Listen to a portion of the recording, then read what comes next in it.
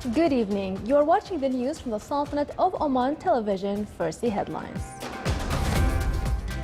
Amid diplomatic attendance, the Sultanate's embassy in the United States of America holds an iftar banquet on the occasion of the holy month of Ramadan.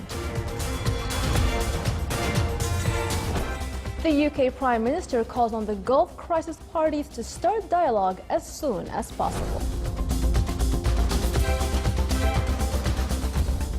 And Syrian forces continue marching toward Homs, and conflicting news on the death of Daesh leader al-Baghdadi in a Russian airstrike.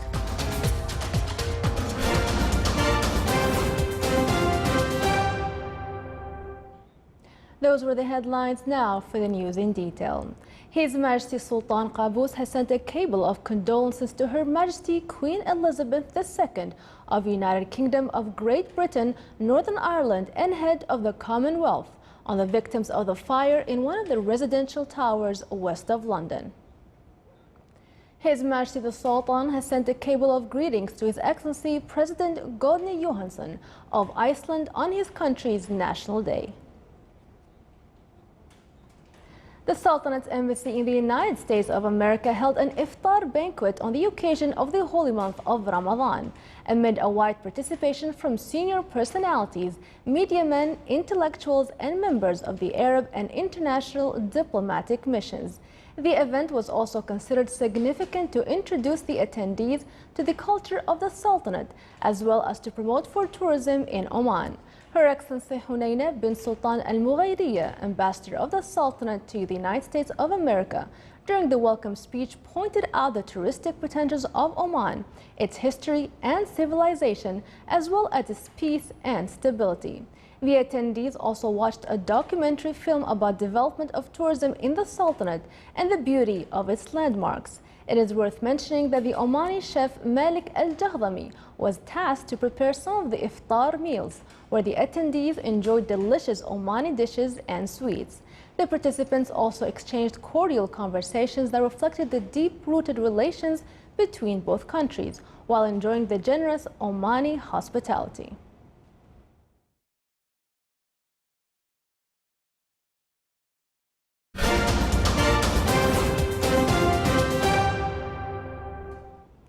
The UK Prime Minister Theresa May called on the Gulf crisis parties to start dialogue as soon as possible.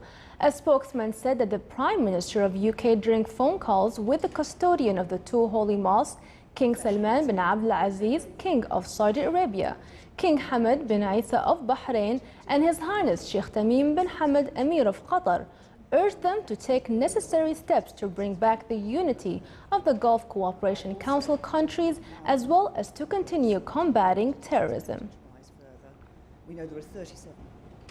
The Russian army said it hit Daesh leaders in an airstrike in Syria last month and was seeking to verify whether Daesh chief Abu Bakr al-Baghdadi had been killed. In a statement, the army said Sukhoi warplanes carried out a 10-minute nighttime strike on May 28th at a location near Raqqa, where Daesh leaders had gathered to plan a pullout by militants from the group's stronghold. It said senior commanders of the military groups of the so-called Daesh Military Council, 30 mid-ranking field commanders, and up to 300 militants who provided security for them were eliminated. According to information which is being checked through various channels, the leader of Daesh, Ibrahim Abu Bakr al-Baghdadi, was also present at the meeting and was eliminated by the strike. Syrian government forces are marching toward the last town held by Daesh group in the central province of Homs in the latest push by President Bashar Assad's troops against extremists. The capture of Sukhna would pave the way for government forces to march toward the eastern city of Deir ez-Zor, where Daesh has been besieging a government-held part of the city for nearly 3 years. Syrian troops have also advanced against Daesh in the north, evicting the extremists from Aleppo province. At least 30 people have been confirmed killed and dozens more are feared dead in the London Tower block fire, police said on Today, as firefighters continued searching for bodies amid outrage over the use of cladding blamed for spreading the flames. Police Commander Stuart Cundy told reporters they know that at least 30 people have died as a result of the fire, and he does believe the number will increase. Cundy said police had started a criminal investigation, but there was nothing to suggest that the fire had been started deliberately. He also said the last flames had finally been put out 2 days after the fire broke out in the night between Tuesday and Wednesday in a 24-story tower in a working-class enclave of the wealthy London borough of Kensington and Chelsea. United States authorities yesterday announced arrest warrants had been issued for 12 members of Turkish President Recep Tayyip Erdogan's security detail for assaulting protesters in Washington last month, sparking a furious response from the Turkish leader. Erdogan said the United States had no right to arrest his guards, who he said were protecting him from the terrorists. The Turkish Foreign Ministry officially invited the U.S. ambassador in for discussions after the announcement. But Washington held that Erdogan's security detail had no justification to attack the small group of Kurdish and Armenian protesters outside the Turkish ambassador's residence, just after Erdogan met with President Donald Trump at the White House. Still to come in our news bulletin. To bring joy to the disabled children, a ceremony was held in the Wilaya of Suhar, including cultural and artistic activities.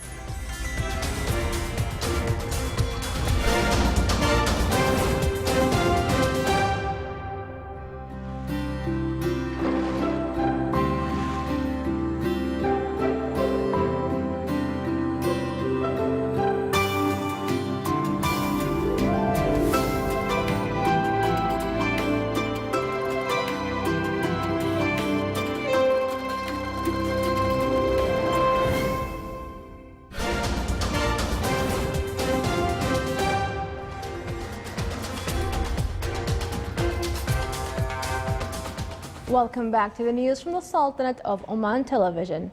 Oman oil price August 2017 delivery rose by 27% to reach $45.68. The Oman oil average price July 2017 delivery amounted to $50.55, with a decline by $2.27 compared to the June delivery price. The 6th Ramadan Forum was held in the Wilaya of Sur in the Governorate of South Sharqiya. It was organized by the Department of Endowments and Religious Affairs in the Governorate. It aimed to instill good values among the youth, as well as to acquaint them with the teachings of the Islamic religion and enhance their skills and capabilities in various fields. A number of artistic works by the students and awareness messages were displayed during the event, in addition to a section for blood donation. It also included lectures that shed light on some social issues and finding proper solutions for them in cooperation with the bodies concerned. The Department of Heritage and Culture, in cooperation with the Disabled Children's Center in the Wilaya of Suhar, held a ceremony including cultural and artistic activities. The event witnessed children shows, traditional dances, as well as some competitions. It also included speeches that stressed on the necessity to cooperate and exert greater efforts for the future of the disabled children. It is worth mentioning that such events also play a great role in enhancing the partnership among the bodies concerned and Disabled Children's Center around the Sultanate.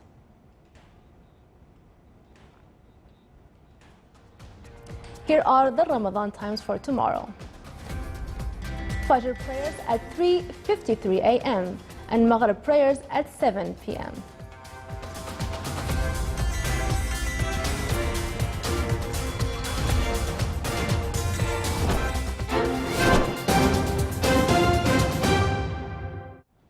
Now for the general weather forecast around the Sultanate. Clear to partly cloudy skies will prevail over coastal areas of the Governorate of Dhofar. Rest of the Sultanate will have clear skies. Winds will be southeasterly light to moderate. Seas will be slight with a maximum wave height of 1 meter.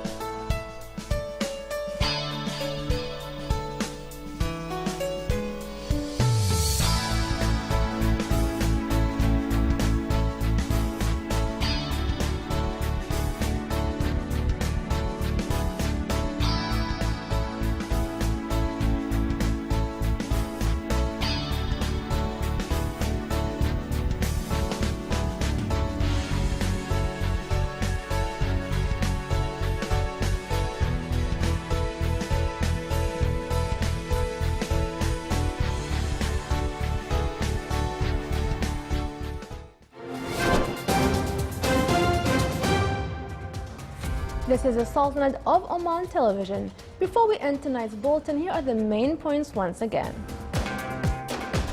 Amid diplomatic attendance, the Sultanate's embassy in the United States of America holds an iftar banquet on the occasion of the holy month of Ramadan.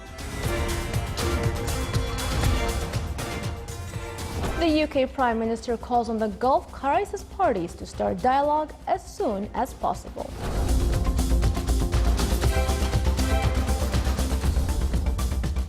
And Syrian forces continue marching toward Homs, and conflicting news on the death of Daesh leader al-Baghdadi in a Russian airstrike.